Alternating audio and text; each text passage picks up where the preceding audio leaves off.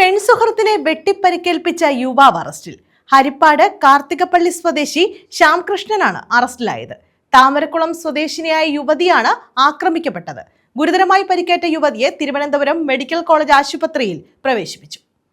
മറ്റൊരു പ്രണയബന്ധമുണ്ടെന്ന സംശയത്തെ തുടർന്ന് പെൺസുഹൃത്തിനെ വീട്ടിൽ കയറി വെട്ടിപ്പരിക്കേൽപ്പിച്ച യുവാവിനെയാണ് അറസ്റ്റ് ചെയ്തത്. ഹരിപ്പാട് കാർത്തികപ്പള്ളി ചിങ്ങോലി ശോഭാഭവനത്തിൽ ശ്യാംകൃഷ്ണനാണ് അറസ്റ്റിലായത്. ചാരുമൂട് താമരക്കുളം സ്വദേശിയായ യുവതിയെ ഗുരുതരാവസ്ഥയിൽ തിരുവനന്തപുരം മെഡിക്കൽ കോളേജ് ആശുപത്രിയിൽ പ്രവേശിപ്പിച്ചു. ഇവർ അപകടനില തരണം ചെയ്തിട്ടില്ല. ചൊവ്വാഴ്ച രാത്രിയായിരുന്നു സംഭവം.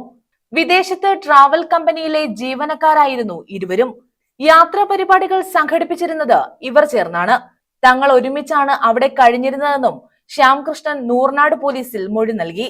യുവതിയുടെ വിവാഹമോചന കേസ് നടന്നു വരികയാണ്. നാട്ടിൽ തിരിച്ചെത്തിയ ശേഷം യുവതി തന്നിൽ നിന്ന് അകലുന്നതായി തോന്നിയെന്നും മറ്റൊരാളുമായി അടുപ്പമുണ്ടെന്നും സംശയം തോന്നിയെന്നും ഇയാൾ പറയുന്നു. ഫോൺ വിളിച്ചിട്ട് എടുക്കാതിരുന്നതിനെ തുടർന്നാണ് ഇയാൾ ചൊവ്വാഴ്ച രാത്രിയോടെ യുവതിയുടെ വീട്ടിലെത്തിയതെന്നും പോലീസ് പറഞ്ഞു.